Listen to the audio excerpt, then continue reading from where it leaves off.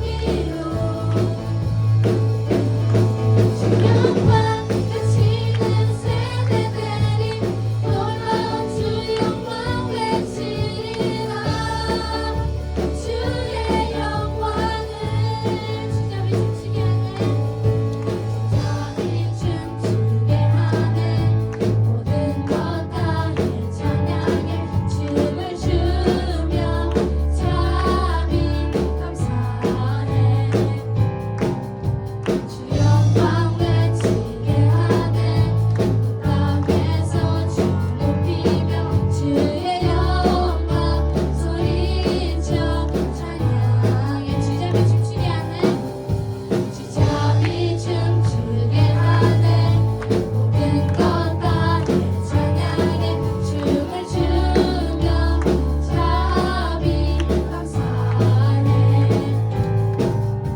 주 영광 외치게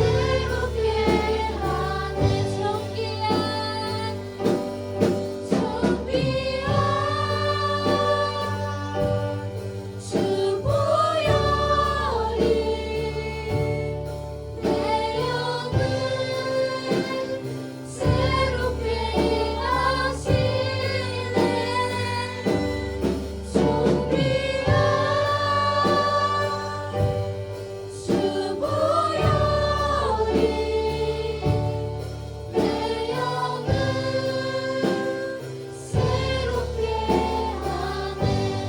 이 시간 기도하실 때 교회를 하나님 품으로, 아버지 품으로 저희가 한 걸음씩 나아갈 수 있기를 원합니다. 하나님 아버지, 그리고 또한 하나님의 교회를 저희의 영에 새롭게 한다는 것을 하나님과 기억하며 살아갈 수 있게 해달라고 기도하시고, 말씀 전하시는 이만 목사님께서 성령 충만으로 저희에게 좋은 말씀 전해달라고 주여 한번 부르시고 기도하시겠습니다. 주여.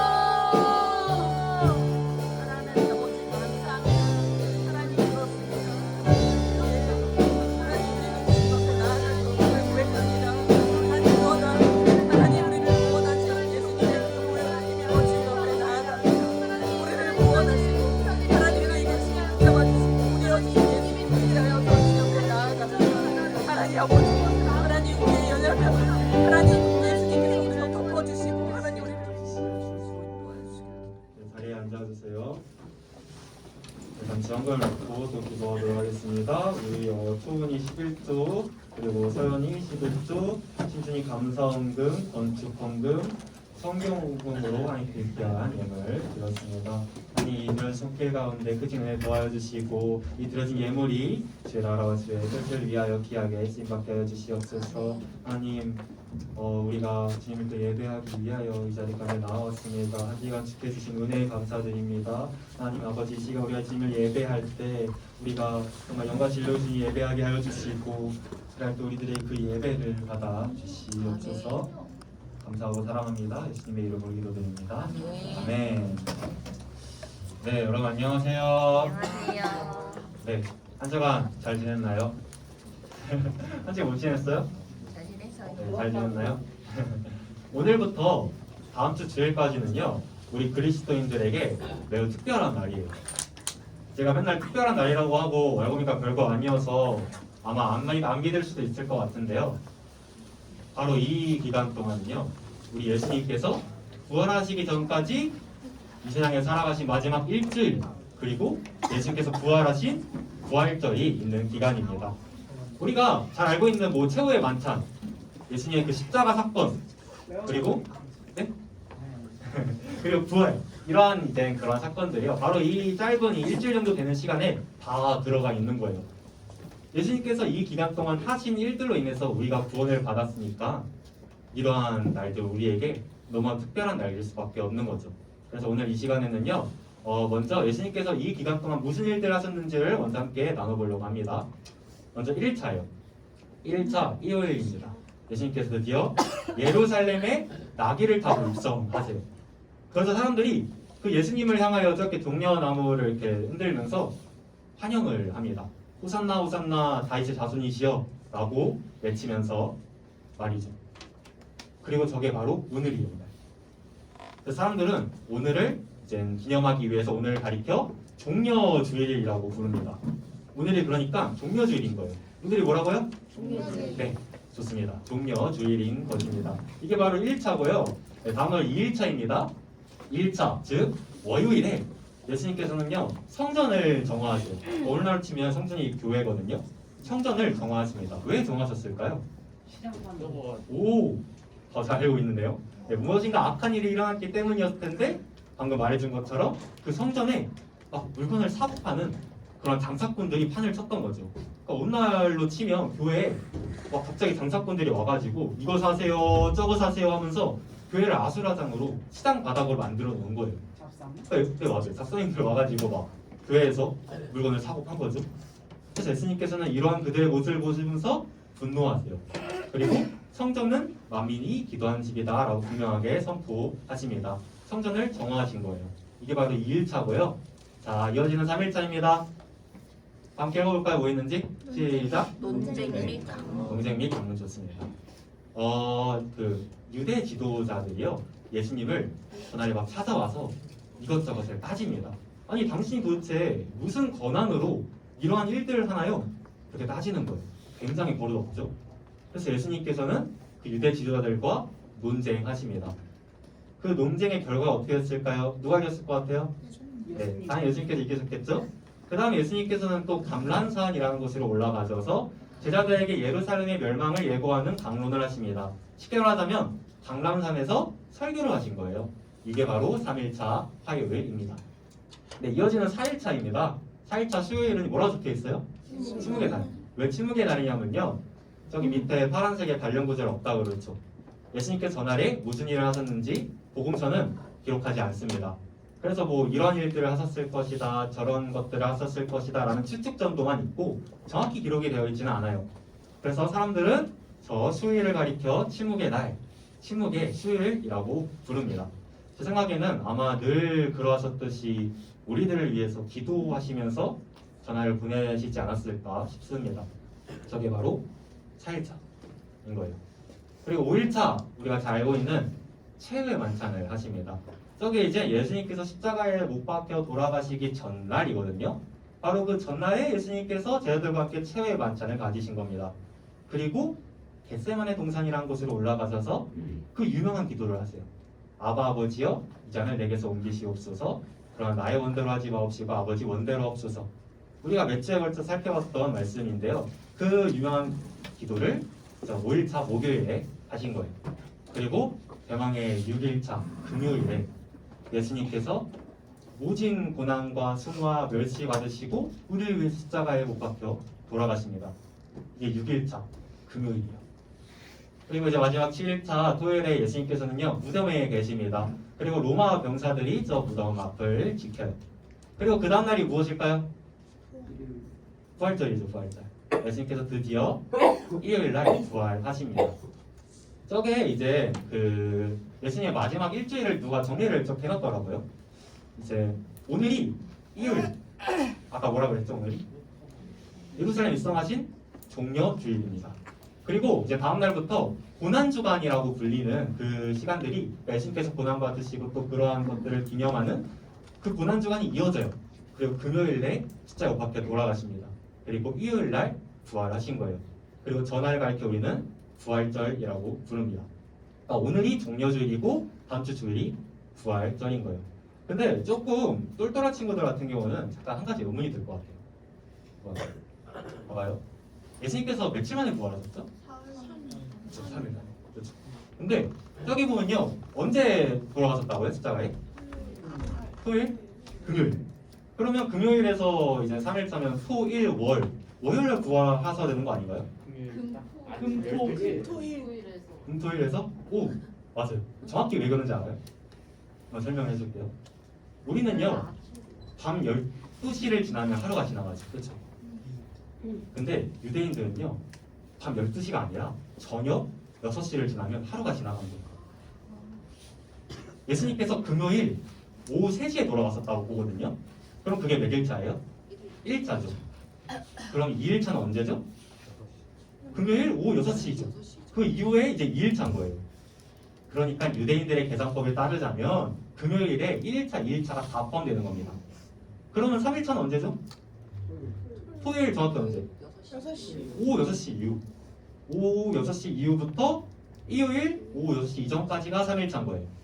근데 예수님께서 언제 부활하셨냐면요. 일요일 새벽쯤에 부활하셨어요. 그러니까 아직 오후 6시가 지나지 않았으니까 여전히 3일차인 거죠. 즉 우리가 믿고 있는 것처럼 예수님께서는 장사한 지 4일 만에 죽은 자 가운데서 다시 부활하신 것이 맞다는 것입니다. 이해했죠? 어디 가서 아는 체 하세요. 대학도 알려줬다고 말 덧붙이면 좋고요. 아무튼 정리하자면요. 오늘이 무슨 날이라고요? 종려주일. 다음 주 주일이 무슨 날? 부활절입니다. 그리고 이제 오늘에서 다음 날부터 이제 우리는 고난주간을 보내게 돼요. 그리고 그 고난주간을 보내면서 그리스도인들은 예수님의 그 고난을 묵상하면서 그 고난에 동참하고자 합니다. 그래서 오늘 이 시간에는요. 우리가 고난주간을 앞두고 있는 우리가 이 고난주간을 어떻게 보내면 좋을지에 대해서 함께 나눠보려고 해요. 먼저 몇 가지 조심해야 되는 게 있어요. 고난주간이 되면요. 많은 그리스도인들이 금식을 합니다. 네, 금식기도.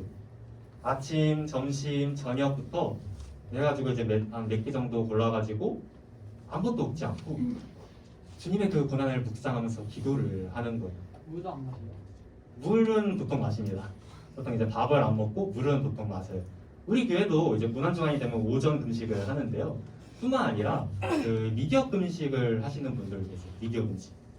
그러니까 뭐 게임, 여러분들이 좋아하는 게임, 유튜브, 치토, TV 이런 것들을 전혀 보지 않고 이 기간 동안 다 끊어버리는 거죠. 할 수 있을 것 같아요? 아, 정말 대단한 분들이 많이 계신 것 같습니다. 이러한 방법들은요, 세상을 멀리하고 주님께 집중할 수 있는 아주 좋은 방법인 것 같습니다. 근데 한 가지 조심해야 되는 게 있어요. 우리가 이러한 금식을 하는 이유가 뭐죠? 예수님의 그 고난을 묵상하며 그 고난에 참여하고자 하는 거잖아요. 그렇죠? 그렇다면 예수님의 그 고난은 어떠한 고난이었을까요? 그러니까 왜 주님께서 아파하셨냐는 거예요. 왜 고통스러워하셨냐는 거예요. 그걸 먼저 알아야 하지 않을까요? 예수님의 고난은 단순히 육체적인 고난뿐이었을까요? 그러니까 두 손과 두 발의 못이 박히고 가시 면류관에 찔리고 창에 찔리고 하는 그러한 육체적인 고통만으로 인해서 우리 주님께서 그토록 고통스러워 하셨을까요? 이따 조금 더 자세히 설명하겠지만 그게 아니라는 거예요. 그래서 우리가 금식을 할 때요, 그 우리들의 그러한 금식들이 그저 육체적인 고통과 금욕적인 것에만 그쳐서는 안 된다는 겁니다. 그거는요, 그냥 불교에서 하는 수행 같은 거예요. 예수님의 그 고난에 동참하고 그것을 진정으로 묵상하는 것이 아니라는 겁니다. 우리들의 그 금식이, 우리들의 그 고난 주간이 단순히 육체적인 고통과 또 금욕적인 것에만 그치게 되면요, 그것도 어떻게 보면 우리의 자랑 그리고 우리의 의가 될 수 있습니다. 아, 나 이번 고난 주간 맞이해서 금식했어 라고 은근히 뿌듯해하지만 정작 그 행동이 예수님의 고난과는 거리가 먼 행동일 수 있다는 거예요. 바리새인들 있잖아요. 예수님 십자가에 못 박았던 바리새인들, 유대 지도자들, 그들도 금식했습니다. 한두 번 한 것도 아니고요. 수없이 했어요. 정말 우리와 비교할 수 없을 만큼 수없이 금식했습니다. 그러나 그들에 대한 예수님의 평가는요, 간단했어요. 독사의 자식들아. 그렇다면 여러분, 이제 고난주간을 앞두고 있는 우리들은 어떻게 해야 될까요? 먼저 예수님의 그 고난이 어떠한 고난인지 알아야 하지 않을까요? 얼마나 아파하셨는지, 얼마나 고통스러워하셨는지, 얼마나 두려워하셨는지가 아니라 왜 아파하셨고, 왜 고통스러워하셨고, 왜 두려워하셨는지를 먼저 알아야 그 예수님의 고난에 진정으로 동참할 수 있다는 거예요. 얼마나 아프셨을지는 그 다음 문제라는 겁니다. 즉, 쉽게 말해서 우리가 예수님의 마음을 알아야 된다는 거예요. 어떤 마음이셨을지. 고난주간을 보내는 가장 바람직한 자세는요, 예수님의 마음을 알고 그 마음으로 살아가는 것입니다. 그래서 오늘 이 시간에는요, 그 예수님의 마음이 어떠하셨는지를 함께 나눠보려고 해요. 오랜만에 오늘의 질문 가져왔습니다. 진짜 오랜만인 것 같은데 함께 해볼까요? 시작! 예수님께서는 왜 아파하셨을까? 왜 아파하셨을까요? 다른 말로 왜 고통스러워하셨을까요? 아까도 잠시 얘기했지만 예수님께서 고통스러워하셨던 것은요, 단순히 육체적인 고난 때문만은 아니었습니다. 물론 그 육체적인 고통 정말 너무나도 아프셨을 것 같아요. 그런데 예수님께서 그토록 고통스러워하시고 아파하셨던 근본적인 이유는 단순히 육체적인 고통만은 아니었다는 거예요. 그럼 왜 아파하셨을까요? 왜 고통스러워하셨을까요? 바로 우리 때문입니다. 우리 때문이에요. 우리 때문에. 네. 저를 목회자로 부르신 4가지 말씀 중 한 가지 말씀인데요. 시간 다 함께 읽어보겠습니다. 시작! 우리를 보시고 불쌍히 여기시니 이는 그들이 목장 양과 같이 고생하며 기증함이라. 아멘. 여러분, 우리 주님께서 사람들을 보시고 어떻게 하셨대요? 노란 글씨 보면 불쌍히 여기셨대요. 저기서 불쌍히 여긴다는 것은요, 여러분들이 이제 옆에 있는 친구들 보면서 어떻게 저렇게 생겼지? 참 불쌍하다 하는 정도의 불쌍히 여긴다, 그런 게 아니에요. 네. 옆에 친구들 보면 불쌍한가요? 네, 안타까워요.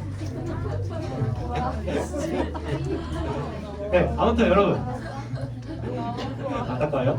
근데 그런 불쌍히 여기는 정도가 아니라는 거예요. 뭐냐면요, 여러분 잘 들어보세요. 창자가 끊어지는 듯한 고통이에요. 혹시 장 꼬여봤어요? 저 꼬여봤거든요. 와, 저 죽을 것 같아요. 진짜 바닥을 진짜 대굴대굴 굴러다녔습니다. 근데 하물며 그 창자가 끊어지면 어떻게 될까요? 죽어요. 진짜 아프겠죠. 바로 예수님의 고통이 그러한 고통이었다는 것입니다. 예수님께서 목장도 양떼와 같이 고통받고 내동댕이 쳐져 있는 우리들을 보시며 너무나도 아파하셨다는 거예요. 예수님께서는 세상을 사랑하사 그 세상을 구원하시기 위해 이 땅 가운데 오셨어요. 그런데 여전히 달라지지 않는, 여전히 반응이 없는, 여전히 돌이키지 않는 그 세상을 보시면서 목장이 양떼와 같이 고통받고 내동댕이 쳐져 있는 우리 인간들을 보시면서 창자가 끊어지는 듯한 고통을 느끼셨다는 것입니다. 여러분들이 사랑하는 누군가가 막 여러분들이 정말 목숨 다 바칠 정도로 사랑하는 누군가가 낭떠러지를 향하여 막 달려가고 있는 거예요. 낭떠러지를 향하여. 그래서 여러분들이 그거 보고 야 가지마 안돼 저길 끝 낭떠러지야 나에게로 돌아와 라고 외쳤어요. 근데 안 듣는 거예요. 자기가 어디로 가는지도 모르고 그 길 끝이 낭떠러진 것도 모르고 그냥 계속해서 그 길 달려가는 겁니다. 그리고 이왕 갈 거면 좀 행복하게 가면 좀 나은데 그것도 아니에요. 막 고통스러워하는 거예요. 그 길 달려가면서 괴로워하는 겁니다. 그걸 보면 여러분들의 마음이 어떨 것 같아요? 정말 아프겠죠. 바로 이처럼 예수님께서는 이러한 우리들을 보시면서 창자가 끊어진 듯한 고통을 느끼셨다는 겁니다. 그것도 매 순간 말이에요. 그게 바로 예수님의 고통이었어요. 예수님의 그 고통은요, 단순히 육체적인 고통만이 아니라 우리를 보시면서 우리를 불쌍히 여기시면서 느끼셨던 영혼의 고통이었다는 겁니다. 물론 육체적인 고통 정말 엄청났을 것 같아요. 제가 아무리 잘 설명해 보라고 해도 저 역시 그 고통 겪어보진 않았잖아요. 어떻게 제가 그 고통을 여러분들에게 완벽히 설명할 수 있겠어요? 제가요 무서워하는 게 거의 없거든요. 거의 없는데 진짜 무서워하는 게 하나 있어요. 칼이나 그 가위 같은 날붙이를 좀 무서워합니다. 무서워요. 보기만 해도 좀 무서워요. 왠지 모르겠어요. 그래서 참치캔 따는 거 있잖아요. 그것도 좀 무서워가지고 약간 벌벌 떠면서 종이 같은 데만 베어도 그렇게 아픈데 우리 예수님께서 겪으셨던 고통을 얼마나 컸을까요? 육체적인 고통을. 이렇듯 예수님의 그 육체적 고통이 결코 작았다는 얘기가 아닙니다. 다만 그 고통과 비교할 수 없을 만큼 예수님께서 우리들을 보시면서 아파하셨다는 거예요. 여러분 그 스데반하고 뭐 사도바울 같은 예수님의 제자들 기억나죠? 그렇죠? 몇 번 얘기했었잖아요. 그들이 순교했죠? 그렇죠? 뿐만 아니라 막 베드로 십자가 폭걸로 막 매달려서 죽고 전승에 보면 막 톱으로 반 잘려가지고 죽고 이런 사람들 많단 말이에요. 근데 그들은요 그 육체적인 고통 담대하게 심지어 감사하면서 받아들였어요. 하물며 성령 충만하신 우리 예수님께서는 어떠하셨을까요? 또 그냥 부모랑 자식 관계 생각해보면 답 나옵니다. 그 육체적 고통이 아무리 크다 한들 자식 잃어버리는 그 영혼의 고통에 비할 수 있을까요? 우리 예수님께서 그토록 고통스러워하셨던 이유는요 육체적 고통이 아닌 영혼의 고통이었습니다. 우리를 잃어버리시고 주님을 떠난 우리들을 바라보시며 느끼셨던 영혼의 고통이었다는 거예요. 그리고 바로 그것이 예수님께서 인간의 몸을 입고 이 땅 가운데 오신 이유입니다. 그런데 여러분 우리가 그 예수님의 육체적 고통이 있죠. 그거는 되게 잘 묵상합니다. 되게 잘 묵상하는데 그에 비해 예수님의 영혼의 고통은 그러니까 우리를 보시면서 느끼셨던 그 영혼의 고통은 잘 생각하지 못하는 경우가 많아요. 그래서 주님을 떠나가요. 참 아이러니하지 않나요? 주님 떠난 우리들 보시며 너무나도 앞서서 이 땅 가운데 오셔서 그 모진 십자가의 고통 감당하신 건데 우리가 여전히 주님을 떠나가서 살아가는 거죠. 우리가 예수님의 그 육체적인 고통에만 집중하면요 어떻게 되냐면 사실 죄책감이 더 커요. 죄책감. 그러니까 나를 위해 그렇게 고통받았는데 여전히 부족한 나 자신의 모습을 보면서 고통스러워하는 거죠. 좌절하고. 그래서 주님을 떠나갑니다. 그러나 우리가 주님의 그 영혼의 고통에 집중하게 되면요 왜 주님께서 이 땅 가운데 오셔서 그 십자가를 지셨는지에 집중하게 되면요 지금 이 순간에도 여러분 한 사람 한 사람들을 찾으시고 함께하길 원하시고 교제하길 원하시는 주님을 보게 되는 거예요. 그렇게 우리는 예수님의 육체적 고통뿐만 아니라 예수님의 영혼의 고통을 이 고난주간 동안 묵상해야 된다는 것이죠. 예수님께서 그토록 고통스러워하셨던 이유는 우리들을 보시면서 주님을 떠나 정체 없이 당황하며 고통받고 내동댕이 쳐져 있는 우리들을 보시면서 그렇게 아파하셨다는 겁니다. 그게 바로 예수님의 고통이었어요. 바라기는 이번 한 주간 고난주간을 지나면서 이러한 주님의 마음, 이러한 주님의 영혼의 고통을 묵상하며 보내기를 다시 예수님의 이름 축복합니다. 네, 좋습니다. 여러분 이제 두 번째 질문인데요. 함께 읽어볼까요? 시작! 예수님께서는 왜 두려워하셨을까? 아까 질문은 왜 아파하셨을까? 고통스러워하셨을까였고요. 이번 질문은 왜 두려워하셨을까입니다. 몇 주간 좀 나눴던 말씀이자 오늘 본문 말씀인데요. 함께 읽어볼까요? 시작! 내 아버지여 이 잔을 내게서 지나게 하옵소서. 그러나 나의 원대로 마시옵고 아버지의 원대로 하옵소서 하시고 아멘. 저 말씀은요, 제가 여러 번 얘기했듯이 예수님께서 십자가에서 못 박혀 돌아가시기 전날에 겟세마네 동산이라는 곳에서 하신 아주 유명한 기도의 내용입니다. 근데 여러분, 저 말씀 방금 읽어봤잖아요. 예수님께서 막 굉장히 두려워하는 것처럼 보이지 않나요? 이 잔을 내게서 옮기시옵소서라고 하시면서 막 두려워하시잖아요. 그렇다면 예수님께서는 무엇이 두려우셨던 걸까요? 곧 받게 될 육체적인 고통과 추모? 아니면 강도 높은 재판과 신문? 그것도 아니면 혹 죽음? 무엇이 두려우셨던 걸까요? 저게 이제 예수님께서 하신 말씀이거든요. 한번 다 함께 읽어보겠습니다. 시작! 몸은 죽여도 영혼은 능히 죽이지 못하는 자들을 두려워하지 말고 오직 몸과 영혼을 능히 지옥에 멸하실 수 있는 일을 두려워하라. 아멘. 자, 여러분 말씀 보세요. 말씀 보세요. 몸은 죽여도 영혼은 능히 죽이지 못하는 자들을 뭐하지 말래요? 두려워하지 말래요.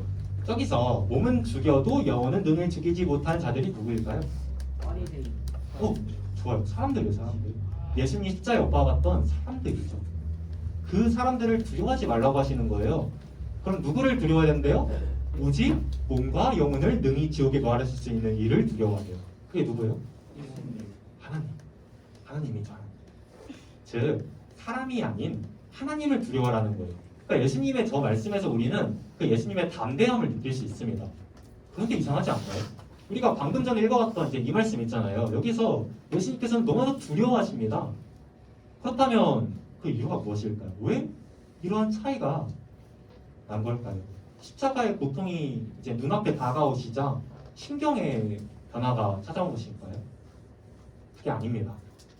예수님께서 두려워하셨던 것은요, 잘 들어보세요, 여러분. 육체적인 고통이 아니었어요. 육체적인 죽음이 아니었습니다. 무엇이 두려웠던 거냐면요, 하나님과 단절되는 것이 두려웠어요. 그러니까 이게 무슨 소리냐면요, 잘 들어보세요. 죄가 들어와가지고 하나님과 인간 관계가 깨졌어요. 그러니까 쉽게 생각하면 여러분들이 막 친구들이나 가족한테 잘못하면 그 관계 깨지잖아요. 그처럼 하나님과 인간 사이의 관계가 아담과 하와가 불순종함으로써 그 관계가 깨진 거예요. 이걸 되게 쉽게 생각할 수 있는데요, 별거 아니라고. 정말 하나님과의 관계가 깨진다는 것은 이 세상의 그 어떤 것과도 비교할 수 없는 가장 끔찍한 고통이에요. 비극입니다. 사람과 사람의 관계가 깨져도 너무 마음이 아프잖아요, 그렇죠? 뭐 사랑하는 남자친구, 여자친구가 헤어진다거나 가족과의 관계가 깨진다거나 그럼 어때요? 너무나도 슬프죠. 근데 하물며 하나님과의 관계가 깨지는 거예요. 어떨 것 같나요? 지옥이에요, 지옥. 하나님께서 계시는 곳이 천국이잖아요. 그러니까 하나님께서 함께 하시지 않는 삶은 그냥 지옥인 거죠. 그 이상 그 이하도 아닙니다. 왕정시대 때 여러분 왕을 적으로 들리면 어떻게 될 것 같아요? 왕이 내 적이에요. 원형자로 목이 따여요. 아, 그렇죠. 그냥 인생 끝나는 거예요. 어떻게 되겠어요? 그냥 인생 끝나는 거죠. 근데 하물며 모든 왕의 왕 대신에 하나님을 적으로 돌리는 거예요. 그럼 어떻게 되겠어요? 참수형. 참수요? 인생 끝나는 거죠. 아무런 희망도 없다는 것입니다. 우리가 원래 그랬어요. 그러니까 하나님과의 관계가 깨짐으로써 우리가 원래 그랬다고요. 근데 이러한 우리들을 하나님께서 불쌍히 여기신 겁니다. 그래서 하나뿐인 아들 예수님을 이 땅에 보내세요. 그리고 바로 그 주님께서 우리를 대신해서 그 모든 죄들을 다 짊어지시고 십자가에 매달리십니다. 여러분, 십자가라는 것이 무슨 의미인지 혹시 아나요? 단순히 그냥 십자가에서 죽고 끝나는 그러한 걸까요? 그러니까 십자가라는 건요, 그 하나님의 저주의 자리에 놓인다는 거예요. 하나님의 저주의 자리. 그 어떠한 하나님의 자비도 기대할 수 없는 자리. 하나님의 그 모든 진노를 받는 자리. 하나님과 완전히 단절되고 완전히 하나님으로부터 버림받는 자리라는 거예요. 그 십자가의 자리가. 그 자리요, 원래 누가 있어야 하는 자리예요? 누가 있어야 하는 자리예요? 반역자? 우리들이죠. 그 십자가의 자리, 그 진노의 자리, 그 저주의 자리는 원래 우리가 있어야 하는 자리였다는 거예요. 그러나 죄 없으신 우리 주님께서 우리를 사랑하셔서 우리 대신에 그 자리에 놓이셨다는 겁니다. 그리고 하나님의 그 모든 진노와 공의를 다 받아내셨다는 거예요. 엘리 라마 사박단, 나의 하나님 어찌하여 나를 버리셨나이까. 예수님께서 두려워하셨던 것은요, 일체적인 고통과 고난이 아니라 하나님과의 단절이었습니다. 하나님께 버림받으시는 것이 두려우셨던 거예요. 그리고 바로 이러한 예수님의 희생으로 인하여 아까 깨졌다고 했던 그 하나님과 인간의 관계가 어떻게 됐을까요? 회복됐어요. 다시 하나님과 인간의 관계가 회복이 된 거예요. 그래서 우리가 하나님을 하나님이라고 부를 수 있는 거예요. 우리가 하나님을 아버지라고 부를 수 있는 거예요. 여러분들 다 하나님 아버지라고 부르죠. 그렇죠? 기도할 때나 또 이제 하나님을 아버지라고 부르잖아요.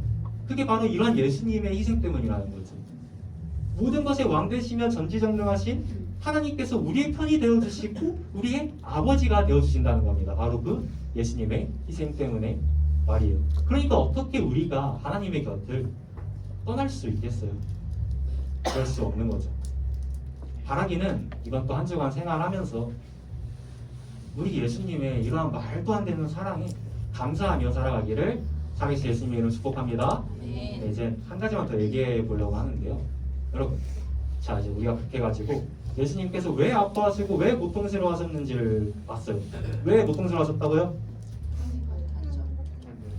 그건 두려워하신 이유. 그럼 그것도 고통스러워하신 이유기도 하겠죠? 우리 때문에. 우리 때문에, 그러니까 우리 보시고 아파하셨다는 거예요. 두려워하신 이유는 뭐라고요? 아까 말한 것처럼 하나님과의 단절 때문에. 그걸 두려워하십니다. 두려워하셨어요. 그래서 우리가 이제 그 고난주간을 맞이해서 내가 이제 그 예수님의 고난에 동참하겠어 라고 했습니다. 그럼 뭘 해야 될까요? 간단합니다. 사랑해보면 돼요. 하나님 사랑하고 여러분들 이웃들 사랑해보면 됩니다. 하나님께서 우리들을 보시면 그렇게 아파하신 이유가 뭘까요? 우리 사랑했기 때문이에요. 다른 이유가 없습니다. 만약에 하나님께서 우리들을 사랑하시지 않으셨으면 세상이 어떻게 되든 우리들이 어떻게 되든 아무런 상관이 없으셨겠죠. 하나님께서 그토록 우리들을 보시며 아파하셨던 까닭은, 그토록 고통스러워하셨던 까닭은 우리들을 사랑하셨기 때문입니다. 그러니까 예수님의 고난은 사랑에서 출발했다는 거예요. 금식 다 중요합니다. 물론 중요한데 사랑 없는 금식은 아무것도 아닌 거예요. 사랑해야 된다는 겁니다. 우리가 예수님의 고난을 묵상하기 위해서는 말입니다. 그리고 우리가 하나님을 사랑해보면요, 또 어떻게 되냐면 하나님의 그 관계가 얼마나 소중한지를 알게 돼요. 그리고 그 관계가 깨어진다는 것이 얼마나 끔찍한 고통인지를 알게 됩니다. 그렇기에 예수님께서 그 관계가 단절되시면서까지 십자가에 매달리셔서 그 모든 진노와 저주를 다 받아내신 것이 얼마나 말도 안 되는 사랑인지를 깨닫게 되는 거예요. 그제서야. 그래서 우리가 고난주간을 맞이해서 그 예수님의 그 고난을 묵상하고 또 그 고난에 참여하고자 하면요, 사랑하면 됩니다. 하나님을 사랑하고 또 이웃들을 사랑하면 돼요. 우리가 주님의 마음을 느낄 수 있는 그 고난을 묵상하고 참여할 수 있는 유일한 방법은요, 사랑하는 것밖에 없어요. 사랑하는 것. 사랑 없이 하는 그 모든 것들은요, 그게 아무리 대단해 보이고 겉으로 보기에 좋아 보여도 자기 의와 자랑에 불과한 것입니다. 여러분들이 만약에 조금 더 고난주간을 특별하게 보내고 싶으시다면 한번 사랑해 보세요. 여러분들 주변에 그 가족들, 친구들, 선생님들 사랑해 보세요. 그러면 무슨 변화가 일어날까요? 높은 확률로 아무 변화도 일어나지 않을 거예요. 네. 사랑에 대한 반응이 즉각 돌아오면 우리 예수님 아파하실 필요 없으셨겠죠. 여러분들이 사랑을 해보면요, 참 놀랍게도 별 반응이 돌아오지 않을 겁니다. 좌절하고 외면 당할 거예요. 이걸 어디서 알 수 있냐면요, 그 부모님들이 늘 하시는 말씀이 있잖아요. 니네가 애 키워봐라. 그 진리의 말씀에 이 비밀이 숨겨져 있습니다. 저도 아직 물론 뭐 애를 키워보진 않았어요. 그런데 이제 들어보니까 사춘기 특히 자녀들을 키우는 부모님들이 그 자녀들에게 사랑을 퍼부어도 반응이 안 돌아와요. 반응이 전혀 없는 겁니다. 그래서 돌아오는 거 엄마가 그래서 해준 게 뭔데? 라는 차가운 말뿐인 거죠. 바로 그때 그 부모님들께서 아, 이게 주님의 마음이구나, 이게 주님의 고통이구나 라는 것을 깨닫게 되셨다고 하더라고요. 그러니까 바로 그 순간 이제 아, 하나님께서 나 키우시면서 고생 꽤나 하셨겠구나 라는 것을 깨닫게 되는 거죠. 이처럼 여러분, 우리가 사랑을 해도요, 세상은 변하지 않습니다. 그런데 바로 그 순간 우리가 주님의 마음을 느끼게 돼요. 그래서 사랑을 하면요, 우리가 변해요. 세상이 변하기보다 우리가 변합니다. 그래서 사랑을 하는 거예요. 먼저는 여러분들을 향하신 그 주님의 사랑과 긍휼을 깨달았으면 좋겠어요. 그 사랑과 긍휼로 우리가 구원을 받았어요. 여러분, 우리 다 구원 받았잖아요, 그렇죠? 예수님의 그 사랑과 우리를 불쌍히 여기시고 창자가 끊어지는 그 고통을 당하신 그 주님의 긍휼히 여기심으로 우리가 구원을 받았다는 거예요. 그걸 먼저 깨달았으면 좋겠습니다. 그걸 깨달았으면 한번 눈을 들어서 세상을 바라봐 보세요. 이전에는 보이지 않았던 것이 보이게 될 것입니다. 예전에는 동경했던 사람들, 여러분들의 그 학교 잘 나가는 선배, 뭐 친구들, 좋은 대학 가는 형, 누나, 언니, 오빠들, 인기 많은 연예인들, 만수로 같은 엄마 장자들, 그들이 만약에 하나님 모르면요, 너무나도 불쌍하게 보일 거예요. 돈, 명예, 지식, 권력, 이성 다 가져도요, 하나님 모르면 너무나도 불쌍하게 보일 것입니다. 그리고 바로 이러한 예수님의 긍휼히 여기는 마음이 여러분들 안에 가득하게 되면요, 다 말려도 여러분들 한손에는 사랑 들고 한손에 모음 들고 세상 가운데 나아가서 그 예수님 전하게 될 것입니다. 그리고 외면 당하겠죠. 정말이에요. 외면 당할 겁니다.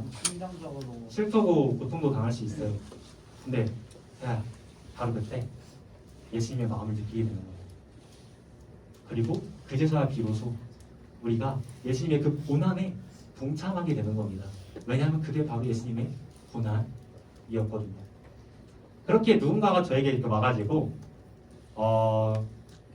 고난 주간을 어떻게 보내야 하나요? 라고 물으면요, 저는 이렇게 대답할 것입니다. 사랑하세요. 하나님 사랑하고 이웃들 사랑하세요. 넘치도록 사랑하세요. 말씀을 맺도록 하겠습니다. 오늘 우리들은요, 고난 주간을 맞이해서 우리가 이 기간을 어떻게 보내면 좋을지를 함께 나눠 보았습니다. 결론은 간단했어요. 어떻게 하라고요? 사랑하라고요. 하나님 사랑하고 이웃들 사랑하라는 겁니다. 근데 한 가지 더 우리가 기억해야 되는 게 있어요. 우리가 이때만 그래야 될까요? 고난 주간에만? 사실 여러분, 사순절은요, 성경에 근거가 없어요. 성경에 이 절기 지켜라는 말 없다고요. 그 대신 이 말씀이 써져 있을 뿐입니다. 다 함께 마지막으로 해보겠습니다. 시작! 내 마음을 다하고 목숨을 다하고 뜻을 다하고 힘을 다하여 주 너의 하나님을 사랑하라 하신 것이요, 둘째는 이것이니 내 이웃을 내 자신과 같이 사랑하라 하신 것이라. 이보다 더 큰 계명이 없느니라. 아멘. 여러분, 이게 다예요. 여러분들이 그 예수님의 고난 묵상하고 그 고난 참여하고 그 사랑과 고난에 반응하고 싶으신가요? 여러분들이 사랑하신 그 사랑과 그 고난 제대로 한번 반응해보고 싶잖아요, 그렇죠? 사랑해보면 됩니다. 하나님 사랑하고 이웃들 사랑하세요. 그게 다예요. 그리고 우리가 절기 때만 그러는 것이 아니라 우리가 살아가는 모든 날들 동안 그래야 한다는 겁니다. 내일부터 고난주간이 시작됩니다. 고난주간이 시작되면 우리들은 예수님의 그 고난 묵상할 거예요. 그 고난을 기억하며 그 고난에 참여하고자 할 것입니다. 그러나 여러분, 우리가 이때만 그러는 게 아니라 우리가 살아가는 모든 날들 동안에 하나님과 이웃을 사랑하며 예수 그리스도의 그 십자가의 은혜에 감사하며 부활을 전심으로 기뻐하기를 살아신 예수님의 이름으로 축복합니다. 함께 일어나서 찬양 하나 하고 기도하고 마무리하겠습니다. 그가 오신 이유라는 찬양인데요. 가사를 묵상하면서 한번 제가 불러봤습니다.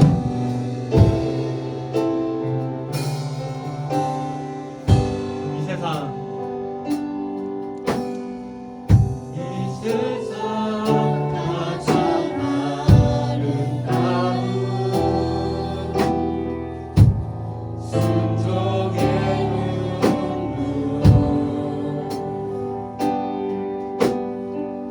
온 세상 다시 빛나게 한 생명의 눈물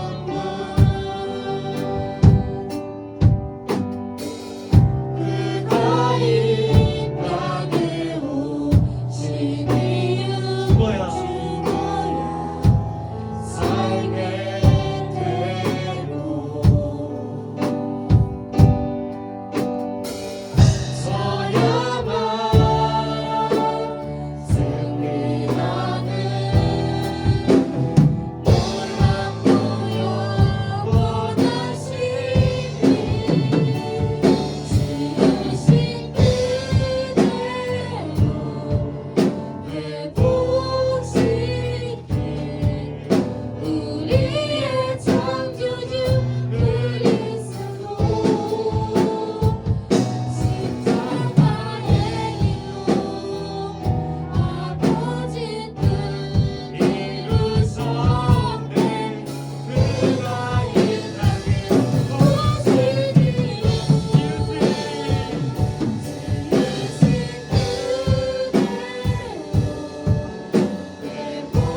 오시니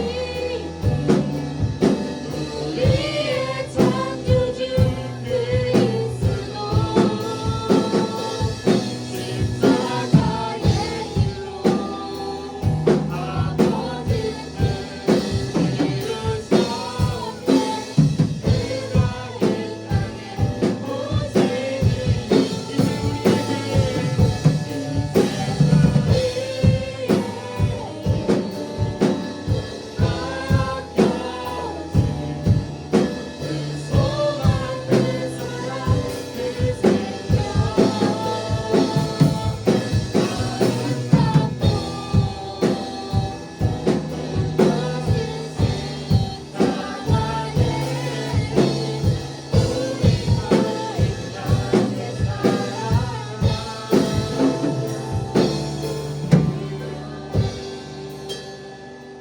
이 시간 여러분 기도할 때요 한번 예수님의 마음을 느꼈으면 좋겠습니다. 여러분들을 사랑하시고 여러분들을 보시면 너무나도 고통스러워하셔서 이 땅 가운데 오셔서 여러분들이 그 생명 주신 그 주님의 마음을 느꼈으면 좋겠어요. 그리고 그 마음으로 살아가겠다고 다짐했으면 좋겠습니다. 주님, 제가 사랑하며 살겠습니다. 나를 사랑하신 주님의 그 사랑이 내 안에 가득하니 내가 주님의 그 사랑과 주님의 그 고난을 묵상하며 그 사랑으로 그 마음으로 살아가길 원합니다. 이러한 간절한 기도 제목 놓고 제가 주님의 이름을 부르짖고 함께 기도하겠습니다. 주여! 내가 말했지 주님 사랑하고 그 사랑이 나에게 오시고 그 사랑이 나를 이끌어가고 그 사랑이 나를 구원하는 사랑을 주님이 나를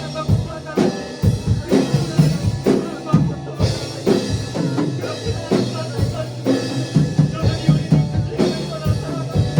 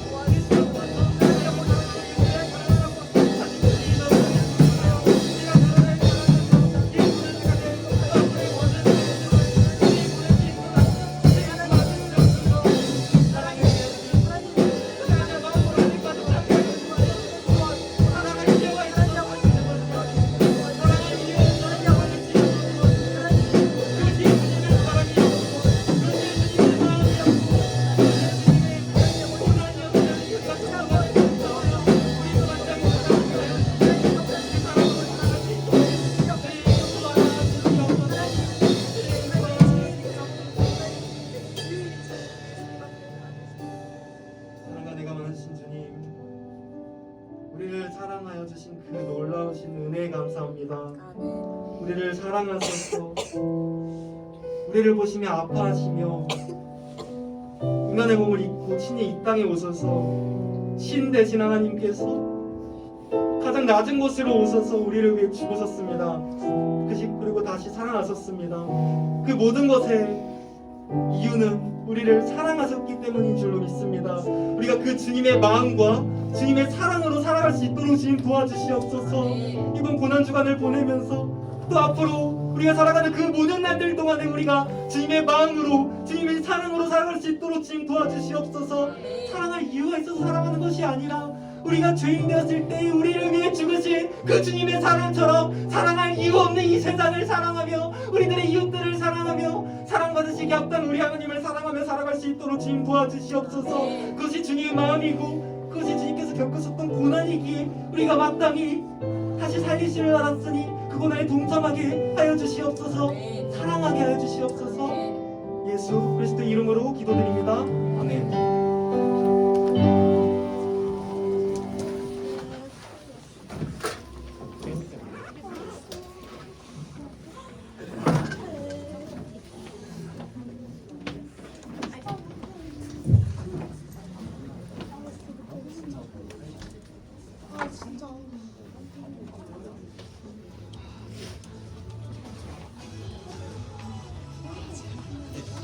네, 오늘도 말씀 잘 들었죠? 한 주간 잘 묵상하며 보냈으면 좋겠습니다. 자, 우리 4월 2일 광고 시작하도록 할게요. 자, 우리 오늘도 50분의 기도회로 시작했습니다. 네, 우리 준비된 마음으로 예배드리는 우리 친구들 모습 보기 참 좋은 것 같아요. 우리 다음 주에도 우리 50분까지 와서 우리 기도회로 예배 시작했으면 좋겠습니다. 그리고 오늘 이제 생일 파티 잠시 후에 오늘 4월자 생일 파티가 있어요. 4월 생일 한번 손 들어볼까요? 드디어 새하 아, 네, 새하. 드디어 1년에 12분의 1의 확률로 네, 드디어 오늘 생일을 진짜로 4월 생일자 맞아요. 네, 오늘 인정해 줄게요. 네, 새하 포함해서 저희 4월 생일자들 잠시 후에 생일 파티 축하하는 시간 갖도록 하겠습니다. 네, 잠깐 이따가 나와주시면 되고요. 그리고 이제 학습 세례 입교 교육이 시작이 됩니다. 우리 신청했던 친구들은요 12시 30분까지 본당 선교원으로 가주시길 바랍니다. 네, 본당에 그 1층에 입구 들어가자마자 하는 교육관 있거든요. 네, 잘 모르시면 각반 선생님들께 문의해 주시기 바랄게요. 네, 그리고 우리 기쁜 일 있어요. 자, 우리 목사님 되셨습니다. 네, 우리 이분 우리 전도사님께서 이제 목사님으로 우리 진급이라고 해야 되나요? 네, 승진을 하셨어요. 네, 이제 또 책임도 더 높아진 만큼 또 부담감도 있으실 텐데 앞으로 사역 잘 감당하실 수 있도록 우리 친구들 응원과 격려 부탁드리도록 하겠습니다. 네, 앞으로 목사님이라고 칭해 주시면 됩니다. 네, 그러면 이어서 우리 생일 파티를 진행할 건데요. 네, 자, 우리 임원. 네. 네, 지금 마음에 오늘 처음으로 우리 임원 친구들이 생일 파티를 진행을 해볼 거예요. 그래서 좀 긴장되나 본데 잠깐만 우리 준비되면 얘기해 주세요. 네, 그러면 우리 박수로 한번 맞이해 볼게요. 자, 우리 박수 생일 파티 진행하겠습니다.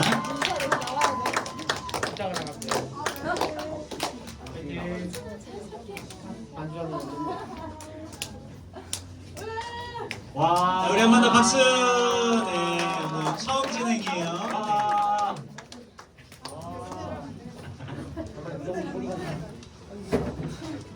이거 명판 아직 띄워주시면 안 되는데.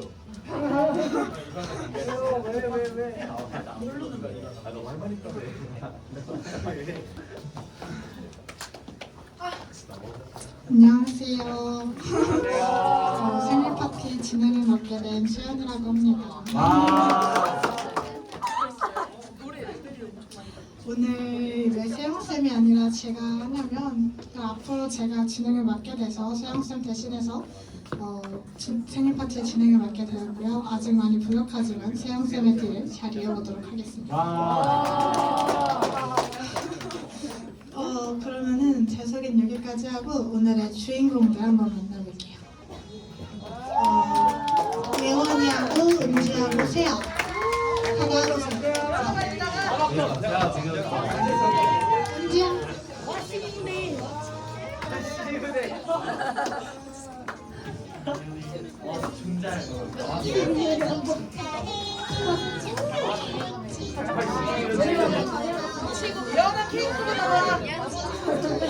네, 이렇게 오늘의 주인공들이 나왔고요. 간단하게 학년하고 이름, 생일이 언제인지 소개 한번 들어볼게요. 2학년 박수아이고 4월 24일이에요. 2학년이고 4월 8일 1학년 태우기 4월 10일 네, 그러면은 저희 다 같이 찬양으로 친구들의 생일을 축하해 주도록 하겠습니다. 현주? 아, 잠깐만. 저희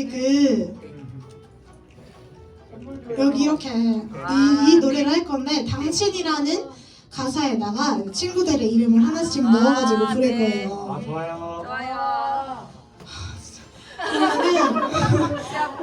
그러면은 세아부터 이름을 넣어가지고 불러보도록 할게요.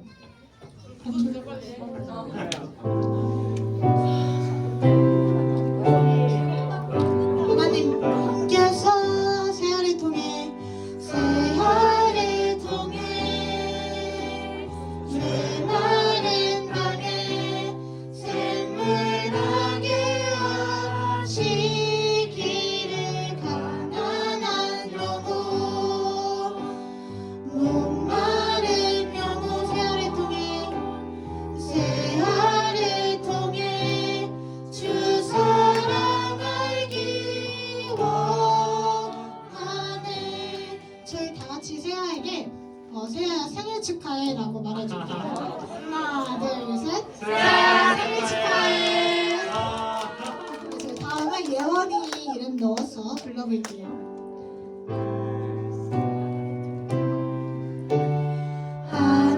하나님께서 예원을 통해 내 마른 땅에 샘을 나게 하시기를 가난한 영혼 목마른 영혼 예원을 통해 주 사랑 알기 원하네. 저희 예원이에게도 생일 축하한다고 얘기해주도록 하겠습니다. 하나, 둘, 셋. 예원아 생일 축하해. 다음은 저희 마지막 은지 이름 넣어서 부를게요.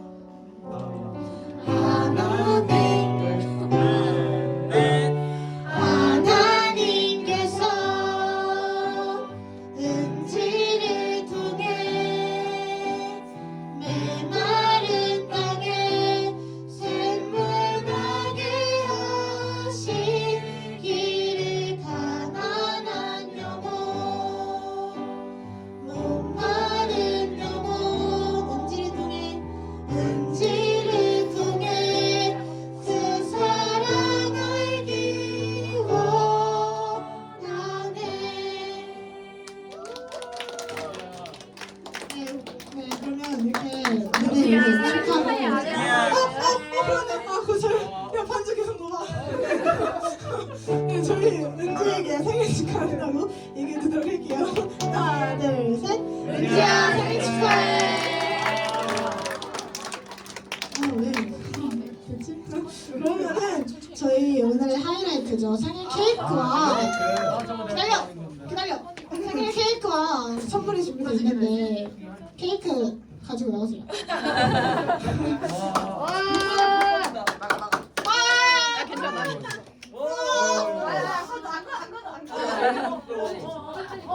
잡아.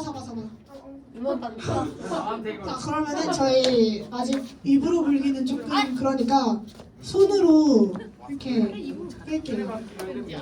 자, 하나, 둘, 셋. 왜 안 해? 손으로 끌으니까. 손으로 끄. 박수 쳐 박수.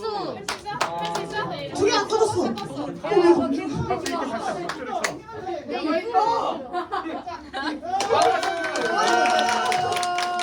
그러면은 케이크 이제 다시 간다. 이제 셋이 알아서 잘 나눠 가지시고요.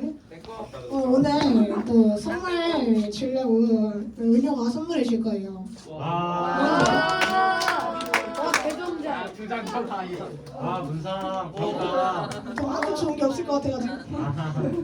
네, 그러면은 생일 다시 한번 너무 축하하고 생일날 가족들하고 친구들하고 재밌게 시간 보내길 바랄게요. 그럼 마지막은 전도사님의 축도로 마무리하겠습니다. 목사님 기도로 마무리하겠습니다. 함께 축도 모으고 우리 이제 새하의 예원이 오기 위해서 함께 기도하겠습니다. 하나님 아버지, 우리 새하 그리고 예원이 은지를 예수님 이름으로 축복합니다. 하나님 아버지, 우리가 함께 불렀던 찬양처럼 이 아이들을 통해서 메마른 땅에 하나님의 샘물이 날 수 있도록 지금 도와주시었고, 이 아이들을 통해서 주님을 알지 못하는 많은 영혼들이, 많은 목마른 영혼들이 주님의 사랑을 깨닫고 하나님께 돌아올 수 있도록 주님 도와주시옵소서. 삶 가운데 주님께서 늘 함께 하심을 믿습니다. 이젠 학업 가운데 또 공부하고 시험 보고 학원 가고 얼마나 지치겠습니까? 주님께서 늘 함께하여 주시고 그 가운데서 은혜로 함께하여 주시옵소서. 지혜 주시고 체력 주시고 물질의 축복과 또 인간관계의 축복을, 만남의 축복을, 건강의 축복을 허락하여 주시옵소서. 주님 만나가는 그날까지 주님께서 이 아이들을 책임져 주시고 함께 해 주실 줄로 믿습니다. 예수님의 이름으로 기도드립니다. 아멘. 감사합니다. 주기동문으로 마무리.